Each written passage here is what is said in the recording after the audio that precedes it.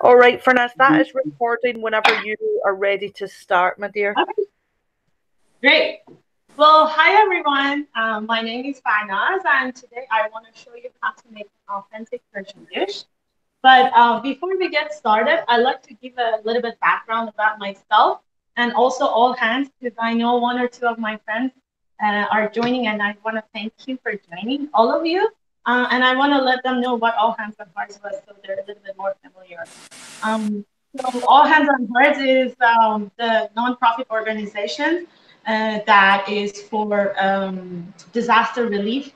And I had the privilege to join their team in Puerto Rico last November. I think my friends know that I was there and I was volunteering. And now, because they had to send all the volunteers back home, they're doing all these like awesome activities and programs, so then we can all stay active and happy and positive. So the program that I joined at Yaboco, Puerto Rico, was trying to help the people who were hit very, very badly with the hurricane in Puerto Rico, and we were helping to rebuild their homes and help with the roofing. And so I have lots of good memories, but one of the awesome ones that I want to share with you today was the Thanksgiving dinner.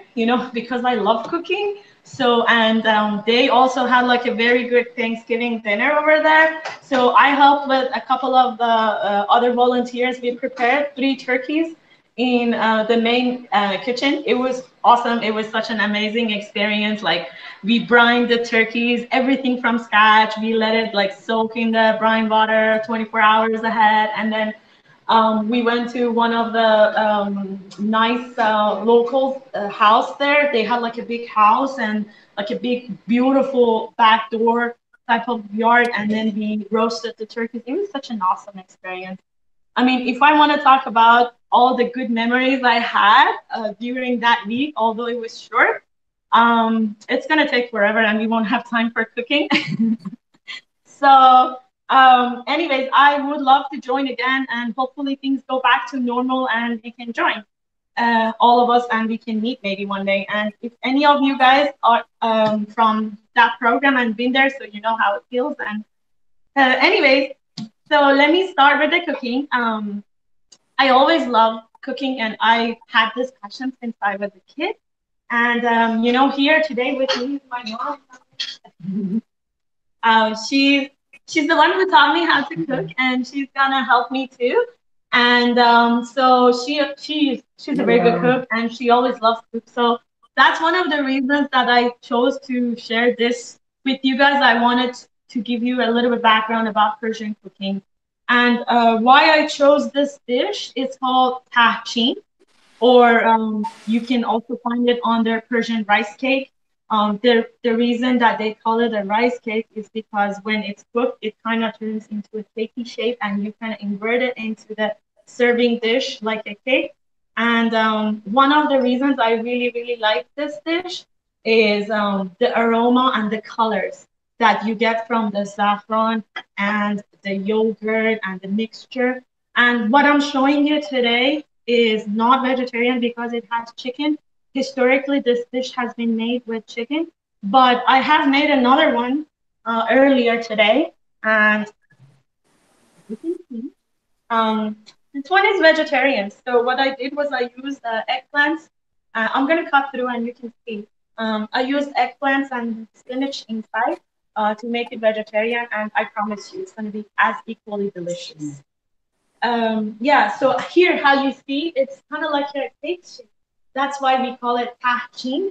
The word tahchin literally in translation means to rearrange, um, very nicely rearrange the meat at the bottom of the pan. Tah is the bottom, and then chin is to arrange and layer. So it's kind of like a lasagna, but it's more of like with rice layer and chicken. And okay, so let's get started. I also want to apologize to you guys if you hear the background noise. I think our fan, because we had the oven on, the fan automatically turns on, and I'm hoping that soon it will turn off and it's easier for you to hear. So I'm gonna go with the ingredients, and if you have any questions, feel free anytime. to interrupt, and we'll have a question and answer session at the end. And I will send you the Google Doc that has all the details, and we have the recording. So for this dish, I have prepared some chicken and cooked it ahead of time. You can do this like maybe a day before, but I like to usually do it like an hour or so before. And I have also put the recipe for making the chicken for you. For this one, I'm using 3 cups of rice. That's gonna serve about 4 people. Generally, for rice, you want to have about like 3/4 of a cup to 1 cup per person. Um, so yeah, so you want to have about 3/4 to 1 cup per person, and then I generally add about 1.5 pounds to 2 pounds of chicken. So with this type of cooking or with Persian cooking, it's basically it's not very like exact. You can play around with it. You can practice. You can, it's more about how you feel and what you crave that day. So if you want to have more chicken, you can do that. And if you don't want to, that's okay. You can even keep it vegetarian. So here we have 2 pounds of chicken, and then we have 2 cups of yogurt. So you see how, because I put it ahead of time, the yogurt has a little bit of water on top. I want to make sure that you get rid of that. So we have about 2 cups of yogurt. I have about 3 egg yolks, or you can put 2 whole eggs. So the egg is like a binding agent here. I know it sounds kind of bizarre to mix yogurt and eggs and stuff in the rice, but again, it's a rice cake, and it's not sweet, it's savory. And I have reserved some of the chicken stock for giving further taste. So when I make my chicken, I saute the onions, I put the chicken. I like to use a little bit of chicken with bone, like thighs or kind of like legs, to add a little bit more flavor, and then you will have a very nice stock at the end, and this stock kind of gives it flavor. We have a little bit of butter for mixing in, and also for when I make the garnish. And the most important ingredient in this case is saffron. This is a very popular spice in Middle Eastern and specifically Persian cooking. Like, we use this every day. And to those of you who don't have access to it or who can't find it, you can still make this dish, and it's totally okay. But it's just gonna look white. That's okay too. So don't be scared if you don't have it. You can find it in any Middle Eastern or Persian store. In fact, you can even find it in American stores. Or if you're not in America, any type of store, when you look for saffron, you'll be able to find it. Let me show you how it looks like originally. So you may find it in strings. You see how these strings are, these have been taken from the stigma of a crocus flower. So for every flower, there's only 3 strings. So you can imagine how tedious the process can be. And that's why it's a delicacy. And you can also buy it powdered, or you can make it into a powder. I'm going to show you how we do this. And then we turn it into a liquid form to get the best of the flavor and the aroma and the color out. So another ingredient here, this one is optional. So from now on, anything I show you is optional. These are barberries. It's dried barberries, as you can see here. It kind of looks like cranberry, but it's a little bit smaller. These grow in northeast of Iran a lot, and we use them, and they have a lot of health benefits. For this particular dish, we're going to use them as the garnish. So it's not required. Again, you can find this in any Middle Eastern store. You can even order this on the saffron online. And if you don't have access to barberries and you still want to have the red garnish, because you know how this is yellow, and we kind of saute, I'll show you, and then put it on top for garnish, and it kind of adds a little bit color and flavor. And if you want to have the garnish, but you don't have barberries or you can't find them, you can certainly use cranberries. I love them. They're kind of similar taste. They're sour, We add a little bit of sugar when sauteing them to kind of offset the sourness. And then this is also another garnish I'm using. These are sliced almonds, and these are sliced pistachios. And I think most of you guys know that in Iran we have lots and lots of pistachios, and they're very famous in Iran. And so I kind of picked this dish because of the taste. It's yummy, it's delicious, and it also has a very good, form when you put it on the serving dish, and it could be a very nice centerpiece for your dinner table. And also because it uses a lot of authentic Persian spices like the saffron or the dried barberries. These are kind of like berries, similar to cranberries. And in Farsi, we call them zerch. But saffron, we just say saffron. Okay, so I think it's time for us to start. The first step is to make the Persian rice. So a lot of people get intimidated by it, but don't be scared. It's just similar to making pasta. It's very easy. It just has one extra step. So the first step, okay, now they're yawning. They're doing the lawn now, so I hear the background noise. The first step is to boil some water. So you can see here I have boiled some water, and then you add the rice to the boiled water. But before doing that, you have to wash the rice and kind of rinse it with water and let it soak in the water and kind of like, so what I do is I get the dry rice, I put it in the pan that I want to cook after or in a bowl, and then I put some water on top, and then I let the water drain, and then I repeat this process for 3 or 4 times until the water on top of the rice is clear. And that's the stage that you salt it. You add lots of salt, but don't worry because we're going to drain the salt afterwards. Yay! This turned off. Okay, so then as you see that the water was boiling, and then we kind of added the rice to it, and it starts to boil. And then you kind of want to mix in the rice. Let me see, where's my spoon?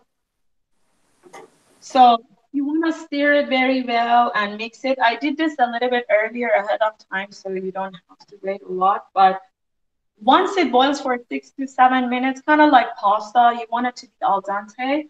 And then carefully, because it's super hot, you take one grain and you put it between your 2 fingers and you press very gently, and you see how it easily turns into 2 pieces. And that's when you know that it's ready. And also the rice grains start to rise to the surface. And that's when you know that it's ready to be drained. So this step is very familiar to all of you. It's pretty much similar to making pasta. Yes, I'm going to drain it now. I have a... Farnaz, did you say that you used yes, basmati this is rice? Basmati rice, or if you're in Iran, it's just Iranian rice. The reason we use this type of rice is because it has long grain. As you can see here, the grains are longer and it's white, and it doesn't turn mushy. So any cuisine has like different types of rice, right? So with, let's say, Asian cuisine, you want the rice to be sticky, but with Persian rice, they know that you're a very good cook if your rice is has long grains and it's not sticking together. Except for certain dishes that we want to have a little bit of a sticky rice. But so as you can see, I let it drain, and then I want to immediately put a little bit of cold water to make it stop from cooking further. And also don't put a lot of water because then you're going to wash the salt. But this, as you see, I didn't add any salt to my water in the beginning. I only added the salt when I was pre-soaking the rice. So basically, you take the dried rice, you put it in a pot, you put some water, drain the water, repeat, and let it soak for at least 1 or 2 hours. And you can even do that the night before and put it in the fridge. Letting it soak, it helps you to have a better rice at the end, and the grains will be longer and tastier. So the next. Fernaz, sorry to interrupt you here, Fernaz, but Portia was asking in the group chat, I know you can't see the chat, can you just use any type of rice? Obviously, if you can get basmati, you want that type, but could you use you can do jasmine rice too. With brown rice, it may take a little bit longer to cook. I haven't tried, I don't know. But I would say you can use jasmine rice or any other type of rice. That should be fine too. Let me turn the window off so we don't have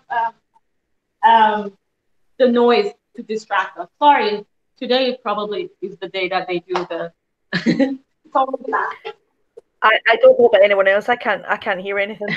Sounds nice and quiet. Okay, better.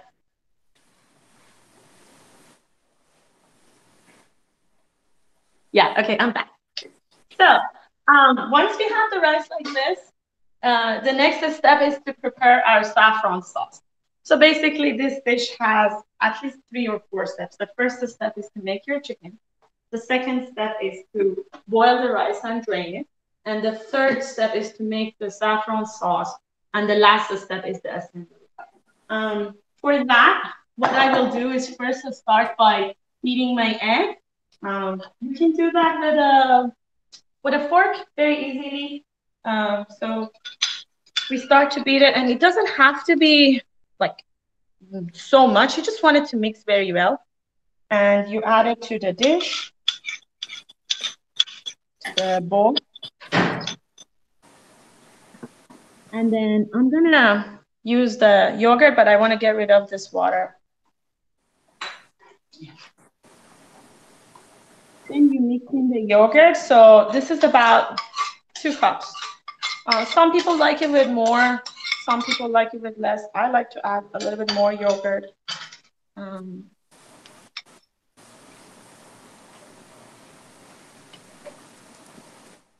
Then you start to mix it.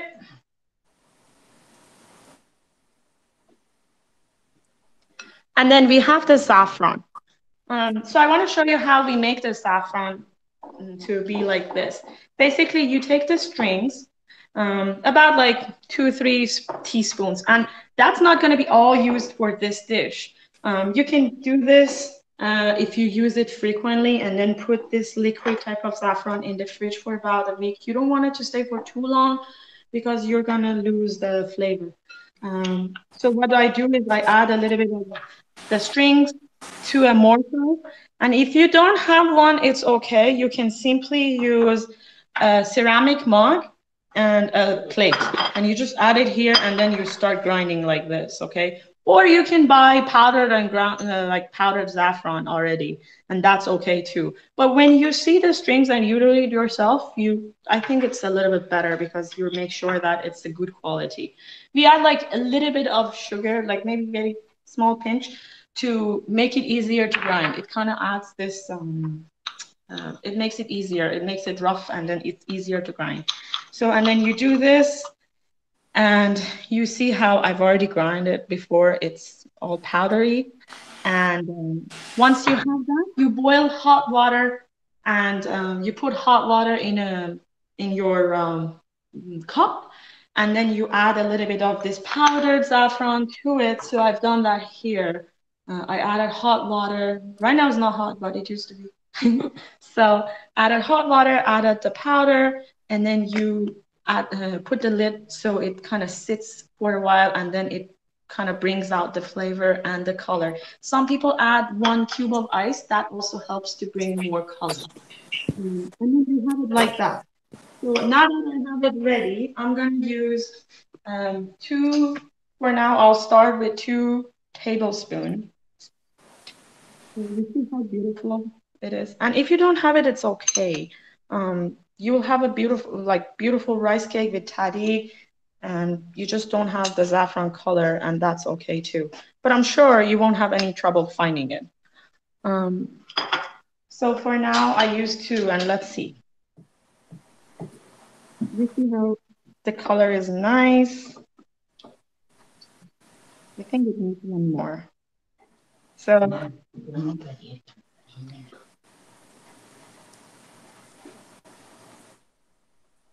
we add a little bit more You just want it to be yellowish. At first, it's red. It's kind of amazing how it looks red, but then it turns yellow. I like it. Um, and then, so this is now ready and mixed. You can, in this stage, you can add a little bit salt if you want saltier. But I honestly don't like very salty food, so I don't add it. This stage, you can also add a little bit of oil to make it better. You can skip it too. It's not mandatory, but just maybe a drizzle of olive oil. Okay, so we're just gonna mix it very well. And then I'm gonna reserve a little bit, maybe 1 or 2 spoons of this to marinate my chicken. You can also add more of this marinade to the chicken ahead of time, but I like it to be like, it's easier to do it right away. So maybe 1 or 2 spoons. And then I'll add it on top of my chicken. So the chicken is also soaked and mixed with this paste.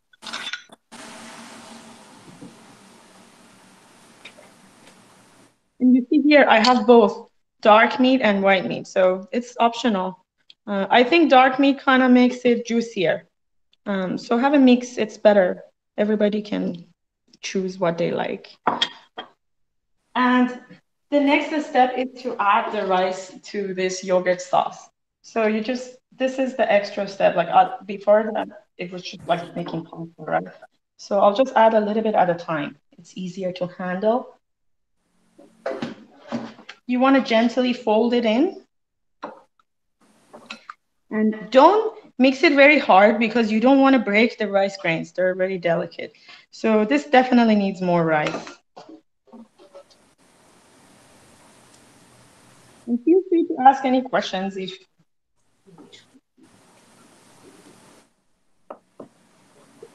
okay. So I'm gonna mix it again.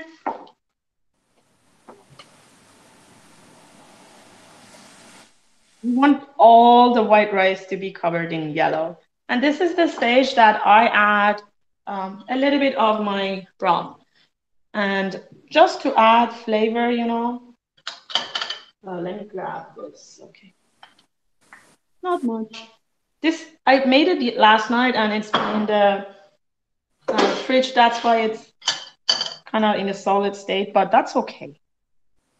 It may change the color because the broth is a little bit darker, but it gives it some taste. So if color is super important to you, you can skip it. But I think it's good to have more taste.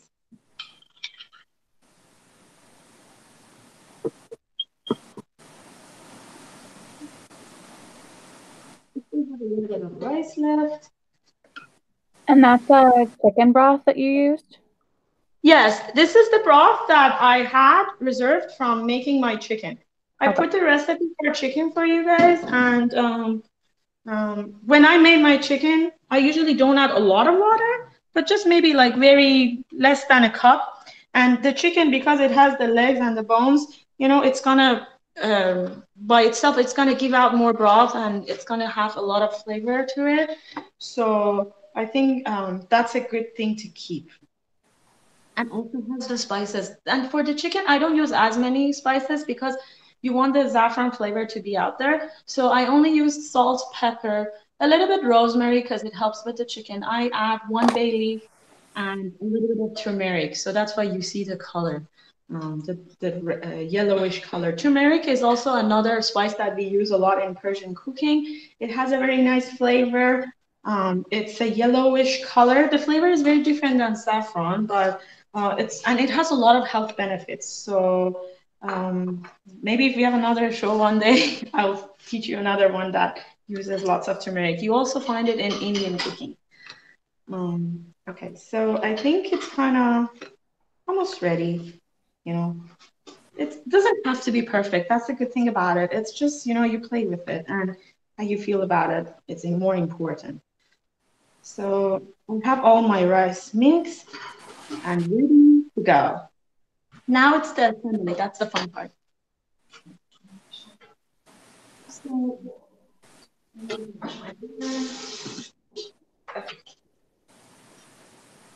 kind of important that you have a non-stick pan. You can put it on the stove, or you can use another like a Pyrex or some sort of baking pan and put it in the oven. It's up to you. On the stove, it cooks faster than the oven. And here I have made another one in the oven. It's kind of hot. So as you can see, this one still needs to cook a little bit more. This one I made in a Pyrex dish in the oven, and it's starting to form the crust. It needs to cook a little bit more. And when you make it, whether in this dish or a non-stick, it's important that you add a little bit oil to the bottom and butter too, to make sure that it doesn't stick. It's kind of like making a cake, you know. So you can use any type of oil. I use avocado oil, or canola, or olive oil, anyway. So I think it needs a little bit more than this. I'm gonna add some butter to it too. And this is gonna melt.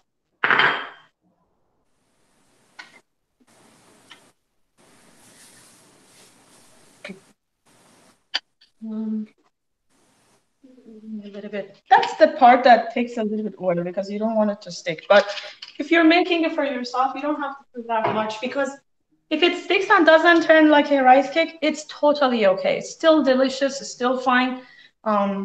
If Persians, they all love this crispy part, the tahdig. They call it tahdig. It's like the bottom of the pan. It's the crispy rice at the bottom.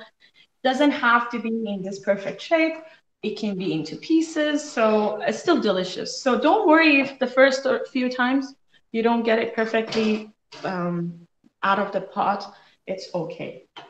So I'm gonna add about half of it, you know, one layer.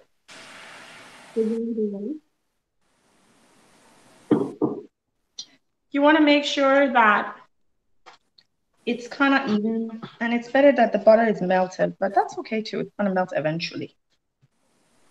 So I want to add a layer that's about 1 to 1.5 inch. So, or 1 inch is fine too. So I add a little bit more.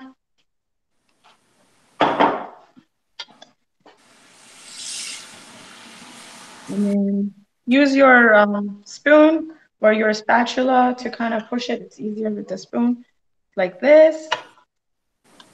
And make sure it's all even. Okay. Then the next step is to add the chicken layer. So, you know, this egg adds as a binding agent and kind of sticks the rice with the yogurt and the saffron. So it's going to have this nice crispy layer at the bottom. So I'm going to add my chicken.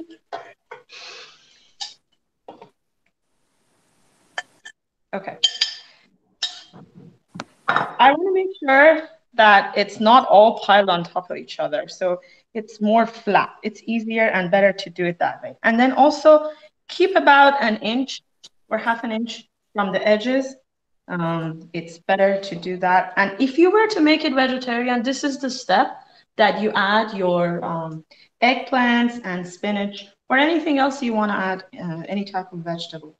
So you see how the chicken is all arranged here in a layer. And then I have about roughly about like 1/2 inch or 1 inch to the edge. Like there's this space. That's gonna help for your rice not to break into pieces, you know. The cake is not gonna be divided. And then you push it a little bit in. You don't want the chicken to touch the bottom of the pan because you want the rice to be at the bottom. Once it's all in and nice, you add more rice. So I think now I can add the whole rice. You generally, the first layer is about 1 inch to 1.5, and the second layer is a little bit taller. And then you just smooth it and turn. Just turn your dish, and it's kind of like making a cake. Yeah. So you just make sure that it's all smooth. And the reason I want it to be smooth is when we invert it, you want it to be flat. If you have a little bit more on this side and less on that side, it's going to be tilted, which is fine. but it looks prettier this way.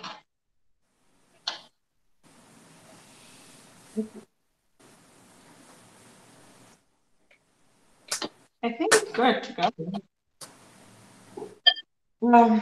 Here you see we have it all ready and set. And the final stage is the cooking stage. You want to put it, this one I'm going to put it on the stove. The previous one I put it in the oven. So let's put it on the stove.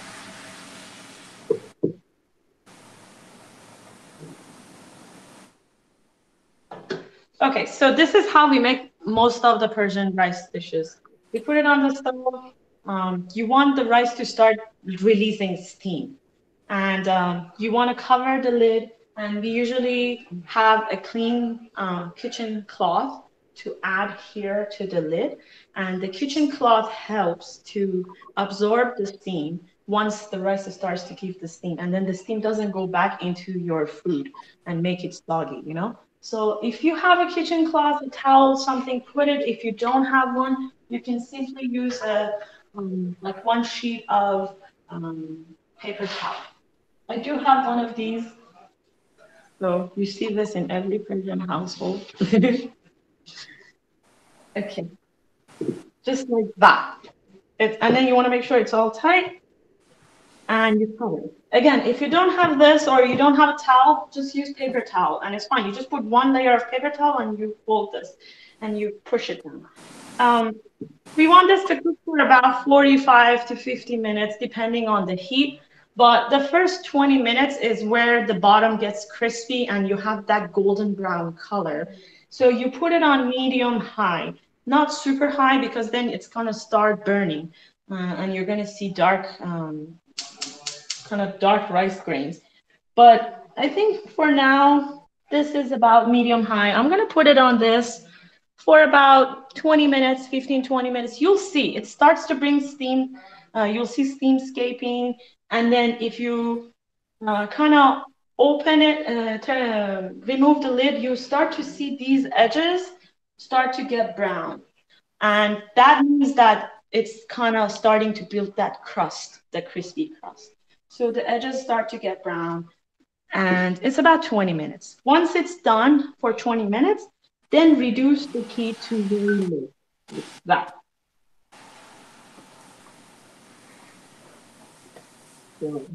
For about 20 to 25 more minutes. And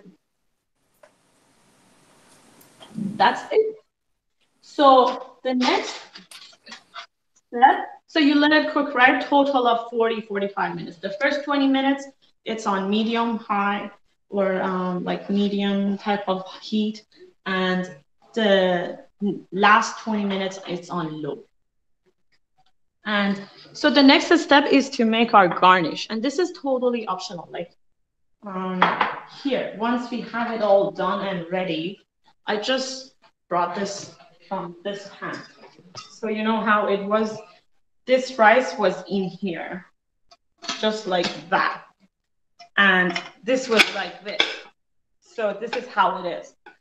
Once it's done and cooked, you put the serving platter on top of the pot, and then you hold it with two hands gently.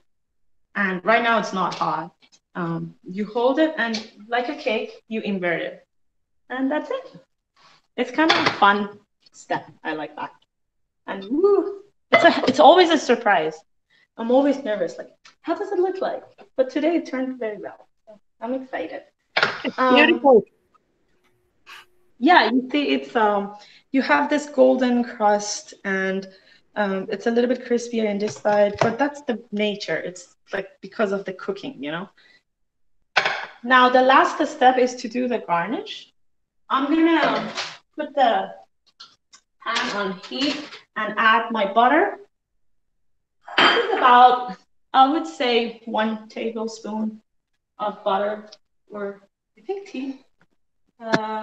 It's like, yeah, I think it's about 1 tablespoon.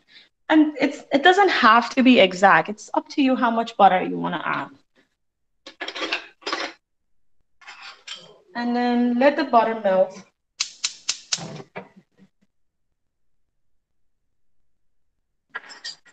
So now we have the barberries. Okay, these are some rose flowers that I added for flavor. But you take those off. We have the barberry. What you need to do is to wash it a little bit, just like the rice step. It's exactly the same. So, but you don't have to do this 4 times. With rice, you do this step 3, 4 times. But with the barberry, you just do it once. We add a little bit of cold water. And put your finger in to kind of move them around. Okay. And then use your hand and drain the water like this. So with rice, you repeat this process a little bit more, but with barberries, just once. And then you have a strainer and you put it in. This helps to kind of like soak it and like kind of, absorb the water and make it a little bit softer. And you can use about a cup. This is a little bit more because I want to reserve some of it for later on for some other dish, but you don't have to use as much. And then kind of shake it. And the water is, so you put it in the pan. Yeah. And then stir it. I have a wooden spoon. And you don't want to cook it so much, just 1 minute. And you have to add a little bit of sugar to offset the sourness. So let me bring the sugar. Maybe about 1 to 2 teaspoons. It's up to you. Some people add a little bit of lime juice here too. So you only cook it on not high heat, but you only cook it. Well, thank you. Yeah, it's better to use a wooden spoon so you don't ruin your pot. You only cook it until the sugar is dissolved, and that's it. Oops, we have something here. I think it's kind of ready. And you can add a splash of saffron to this as well. If you put this on top of the rice, like the white rice, and you add a splash of saffron, it kind of adds a little bit color. But here, because we already have the saffron rice, I'm not going to add it. And it's done. So, it's a little bit hot, so be careful.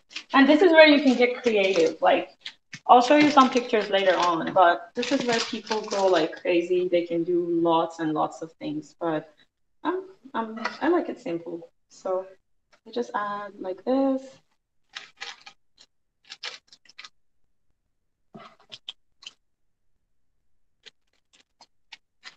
There you go. You can add more. You can make a heart shape. You can make any type of shape you want. And then I like to add a little bit of the pistachios because of the color and the taste. So I'll add these here.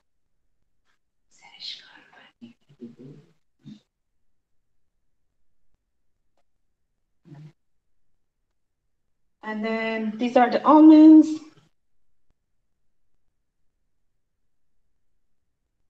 Yeah, so let me add a little bit more of the barberries. This side. Yeah. It's up to you how to decorate. Some people make like really nice flowers and just go all the way. Okay. You can also soak the almonds in the water a little bit too. And these flowers are edible. I don't eat them. I don't like, it's very strong. It has like a rose flower type of flavor, but there it is. It's ready. So this one is the vegetarian one, and I want to show you how it is when it's cut. And you serve it like a cake. So you just cut a slice.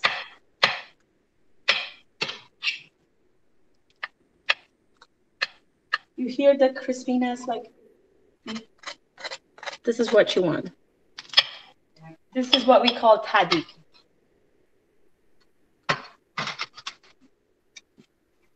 Okay, so here, this is the cross section. You see here, I have the spinach and the eggplant. The one we have here on the stove that's gonna cook in about 40 minutes, 45 minutes, that one will have chicken. And I wish you were here. It kind of smells like, how does it smell? Yeah, it's amazing. Yeah, I it wish smells I was like there you're as well, Farnaz. I wish I was there Uh-huh. to taste it. Yeah. Well, if you guys make it, let me know how it turns out. And yeah, it's kind of early here for having this. It's about like what 9:30 today, 9:30 a.m. So I'm not used to having rice early in the morning. But yeah, you see how this is the layer of eggplants. So this is the vegetarian version. And it's not that hard, you know, you get a hang of it after one or trying it once or twice. The fun part for me is inverting it. So when you have this ready and it's done. Oh, I forgot to tell you an important trick. When it's done and you turn the heat off, you want to kind of soak this bottom part in the cold water a little bit to kind of release it easier. That's a trick that makes it release much faster. So what you do is you pour a little bit water in your sink, the cold water in your kitchen sink. Right now it's a little messy here, sorry, because we cooked.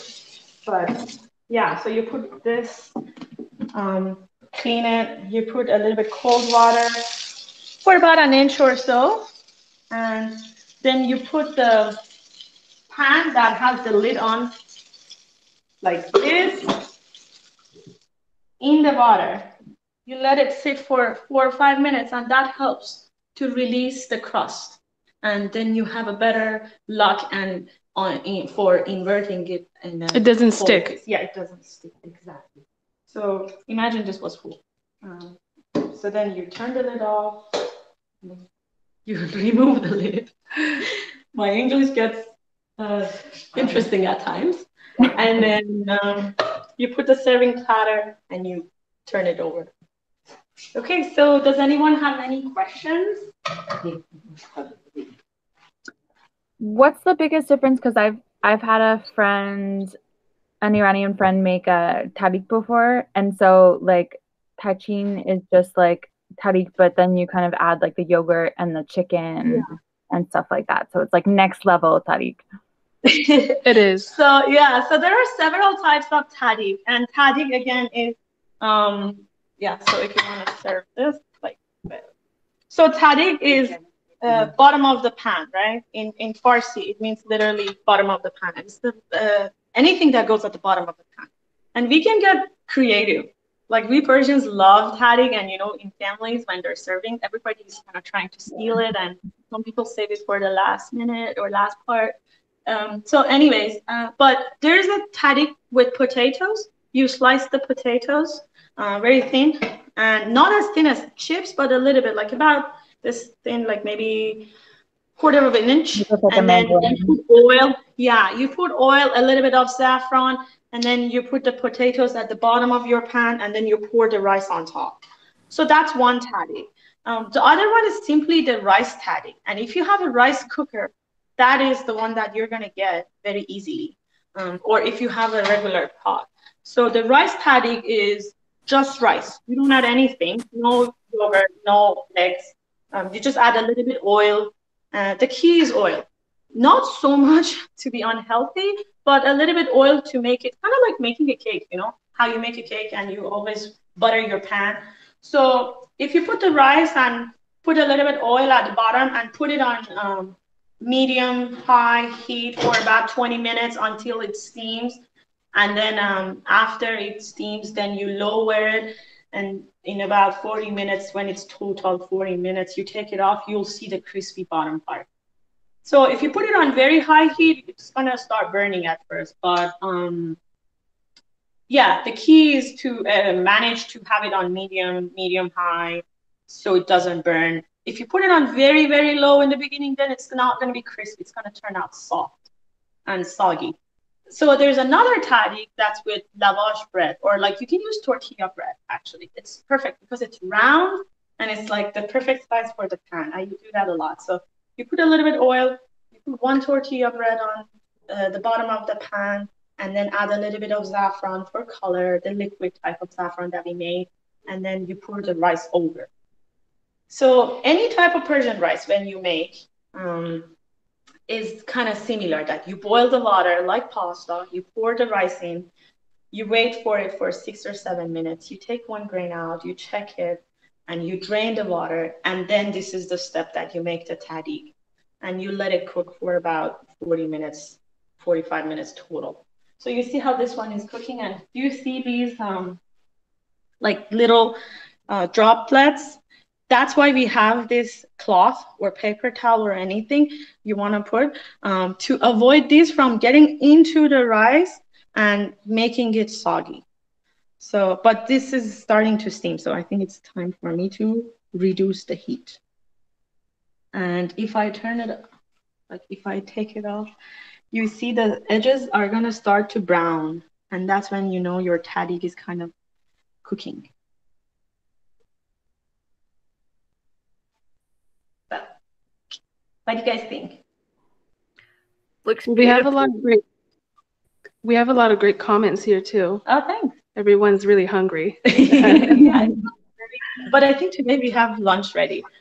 Yeah. Oh, and I wanted to tell you, if you want, I'm gonna send you the recipe that I prepared, and I mean, gathered from here, my mom, trips, and tricks and tips that I know, and I added in a Google Doc. But if you want to read another recipe, I highly recommend that you look at this book. This girl, Sammy, she also has a Netflix show, and this has a lot of good things, and I'm learning a lot. Yeah, salt, fat, acid, heat, and it's been a New York Times bestseller. And in this, she has a couple of Persian recipes because I think she's Iranian American. And it's kind of fun to see her, and she also has an Instagram page. So I refer to this a lot, and especially for this time because I wanted to translate it in English, and it helped me a lot. Yeah, so there you go. And you guys want to share anything or any of your experiences, or if you have any questions? Do we have questions?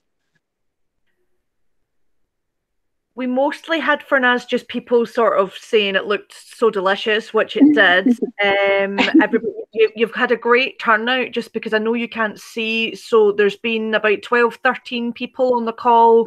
And I know we've got people from all over. So obviously I'm in Scotland. We've got people from the US, Macy's down in London, Portia's in Zimbabwe, Kiara in Spain. So we've got a real multicultural bunch here learning all about Persian food, so that's been amazing. Yeah, nice. I love food, and I feel like it's, you know, the international language. It's when I go to different places or when I travel, this is the way that you can communicate with people. You can always start a conversation with food, and you can learn about their culture. So I really like it. And you know, I've been to, let's say, a place that I don't even know how they speak, or like I don't know their language, but we talk about food in the sign language and food language, and it always, like, you know, it's a very good way to communicate with people, and it's delicious. So, I have a question concerning using a rice cooker. If to make the rice instead of boiling it, as you showed in your recipe here, is that doable, or is it advisable, or is it better to do it the traditional way? You don't need to drain. Yeah, so you can put it in rice cooker. You don't need to drain it. I think I've never used a rice cooker, but let me ask my mom. I think you put water in the beginning, and you put it, and you don't need to drain it, right? Yeah. You put a little bit less water. So So okay, if you have a rice cooker, that's what you do. Is like you put the water at first, and you want to put about your finger, and you want to put about 1 or 2. One, yeah, 1. If you're a very tall person, be careful, because then this knuckle will be taller. Yes. But you want to put about like 1 knuckle. So from the surface of the rice, and then that's the height that you want to have water. It's called the finger. Yeah. So basically, let's say if this was your rice in the pan, right? And then you put your finger like this, and you put water to here, and you let it cook. So this is how you can do white rice with rice cooker. But if you want to be fancy and do this rice with rice cooker, you have to check it, stop it once all the water is kind of absorbed, not fully cooked, halfway. Bring it out, put all these yogurt mixes, and then put it back in. You can do that. But I think the first time you want to try with the rice cooker, try with the white rice, and you just let it cook based on the directions, and you just add like, about 1 knuckle of water and close it and cook it. Once you ace that, then the next stage is to add these. So once halfway, I don't know, can you turn off the rice cooker, bring it out? Okay. No, I think you just take the lid off and put the stuff in. Yeah, I've never used a rice cooker, so that's why I'm a little bit and what you can do, I'm sorry to chime in, I'm Farnaz's friend, guys, but my dad always uses a rice cooker. You can actually just mix the chicken. It doesn't have to be like perfect in the middle. Yeah. You can just mix the chicken with the yogurt and the saffron mix. Just mix it and then add that to your white rice that's in the rice cooker, and that just makes it easier. You can just mix it in and then continue on with the rest of the process. You don't have to make it like perfectly in the middle, because I think it will be harder with the rice cooker. So it doesn't have to be perfect. With the rice cooker, I think it's a little bit faster. The only key is that you like stop it halfway before it's fully done. When the water is absorbed but it's not fully cooked, you add the yogurt mixture and the chicken and then let it cook for further.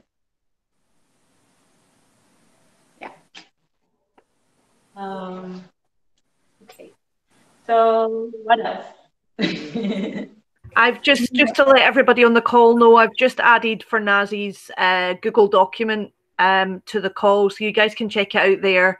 And then we can also have Farnaz to send an email maybe afterwards as well. I just don't think everybody on the call here today might not have already got the recipe. So that's there for you guys to see it as well. Yeah. And I will probably add a little bit more pictures as we go forward from what I took today. But the recipe is simple. So you only need eggs and yogurt, and even if you don't have saffron, you can just do it without, and it will be still yummy and delicious. Just won't look yellow. Okay. Well, thank you so much. That was great. Yeah, I'm glad you guys liked it. I mean, I have to thank all hands, and also thank you, Sovian, for having this opportunity. You know, it's such a cool thing to do, and especially during this time where we're all at home, and it was such a cool project for me. It took like about I was thinking about it, preparing the recipe. I didn't feel like I'm home doing nothing. Oh, that's so well. I think everybody, I've been watching everybody's faces. They were practically up at the camera at some point. So I think everybody's really loved it, Farnaz. And you've got some comments coming through from everybody saying thank you.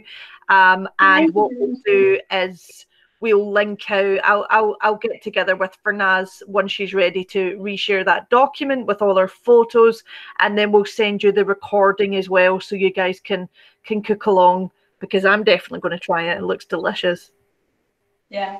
Okay. And if you guys make it, send me your pictures. I would love to see how it turns out. It's okay if the first times it doesn't, like, trust me, I had made it where it's a little bit crispy here, it's not that crispy, or it doesn't turn out like this. It's okay. It's totally fine. It's still delicious, as long as it's not fully 100% burned. And even if you get it burned, like all dark burn, it's okay. Just throw the burn part out, but the rest is still yummy and you can eat it. Perfect. Yeah. Great job. We all can travel again and go back to our lives, and maybe I will do more volunteering with all hands. I'm so excited. Yay! Thank you. Thank you so much. Thank you guys. Thanks for joining. Have a good weekend, everybody. Bye. You too. Have a nice weekend. Thank you, Siobhan. You're very welcome, Farnaz. See you soon. Bye. Bye. See you guys. Bye.